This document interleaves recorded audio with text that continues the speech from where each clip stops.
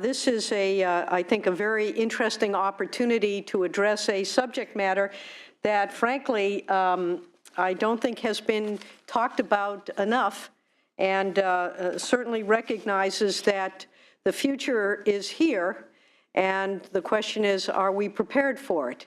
And given, I might say, the response to a rather confined bill I have done on introduced on drones, this is a subject matter that is absolutely wide open, and I think is ripe for a full and robust discussion. And hopefully today we are going to have that opportunity to consider both the promise and the pitfalls associated with this new and very exciting technology. We face the prospect of having potentially thousands of commercial and private unmanned aerial vehicles, UAVs, also known as remote piloted aircraft, or simply as drones, which I think we all recognize that title, to take out to California skies in the coming years. And this reality focuses our attention on whether state law is really prepared to incorporate these vehicles and the policy issues associated with their operation. How do we incorporate those into California's landscape? Now, again, this is not a distant, far-off future. The brave new world is here, and it is here now. Drones were a popular gift this holiday season. One of my staff members, in fact, got a drone for Christmas.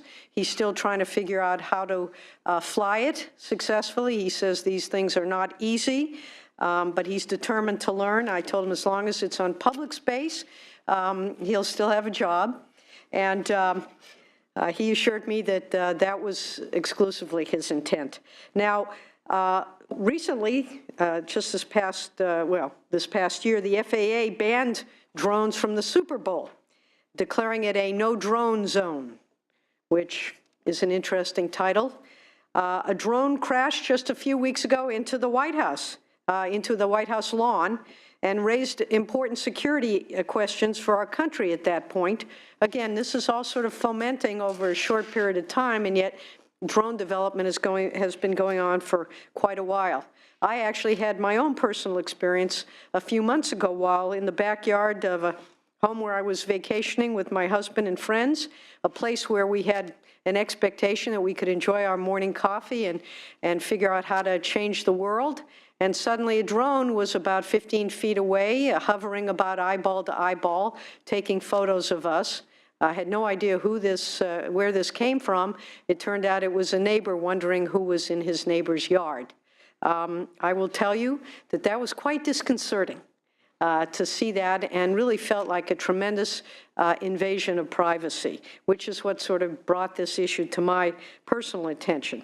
Now, we know drones are already becoming popular and prevalent, and it's time we began an important public conversation about their innovative uses, as well as the challenges they pose to our long-held values, and in particular, to our right of privacy. Here in California, the right of privacy is not an implied right, as it is in the federal Constitution. The right of privacy is written into Article 1, Section 1 of the Constitution of the State of California. Among our fundamental rights are life, liberty, property, and privacy. So here we are staring a drone eyeball to eyeball when we have a fundamentally protected right in our state. This oversight hearing, I hope, will just be the beginning of that conversation, and we'll examine how well we are prepared for the increasing prevalence of drones in our skies and, frankly, other innovative technologies which have been the subject of legislation in the past and will be, I know, going forward. We need to start asking ourselves these fundamental questions. When is the use of a drone appropriate, and when does it become an invasion of privacy? How do we balance our right to privacy with technological innovation? How do we ensure that we're not so dazzled by technology that we fail to notice the erosion of our fundamental rights? And how do we also ensure that our very legitimate concerns about privacy, property, and civil liberties do not necessarily restrict innovations that are beneficial to society? To assist us in exploring these issues, I've asked representatives from across industry and academia to better help us understand the impacts these drones will have in California, and I'm sure we'll hear more about that shortly. Drone technology is poised to revolutionize the way Californians do business on a variety of different levels, from delivering groceries and e-commerce orders to revolutionizing private security, to changing the way farmers image their crops. This technology holds a promise to transform entire industrial sectors. In fact, a recent report on drone technology projected that almost $12 billion will be spent globally on aerial drones over the next decade in these new commercial fields alone. However, as with most new technologies, the prospect of adding drones to our skies presents some very challenging public policy questions, to say nothing of logistics.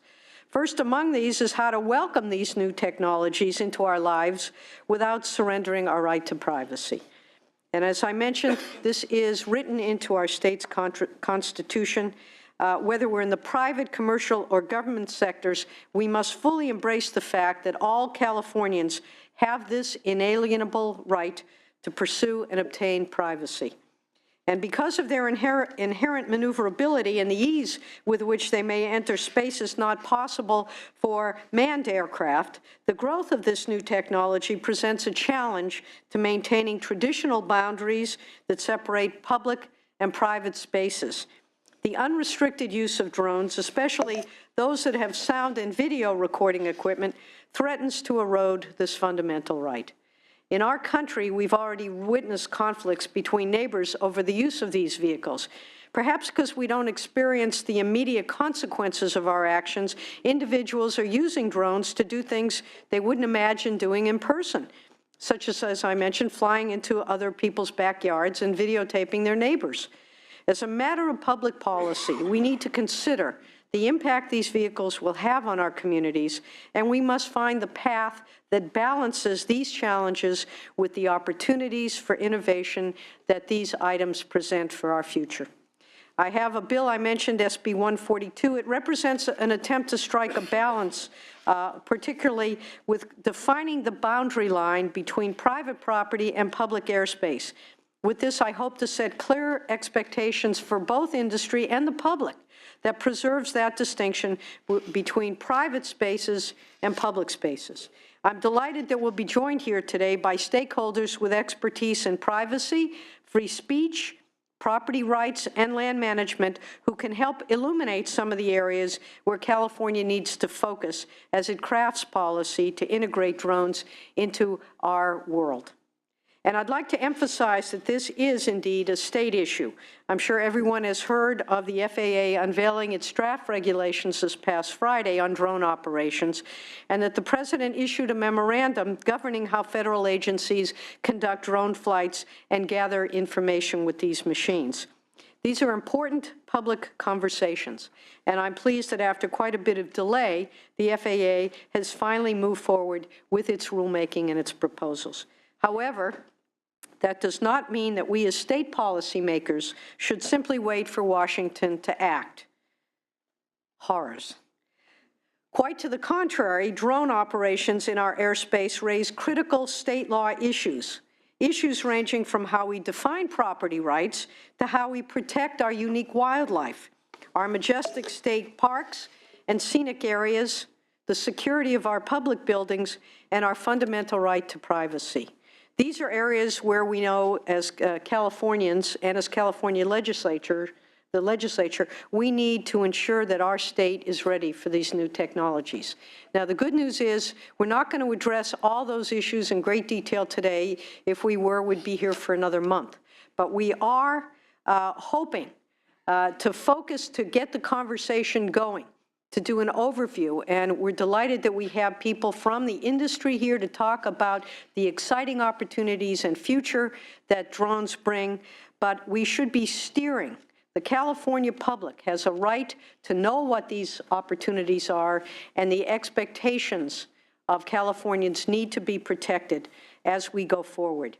We should be steering the role we want these technologies to take. They should not be steering us. I hope this hearing will be just the beginning of a public conversation about the important role that drones can play in our lives, how we can harness their potential while ensuring that our long-held values, particularly our right to privacy, are not being compromised.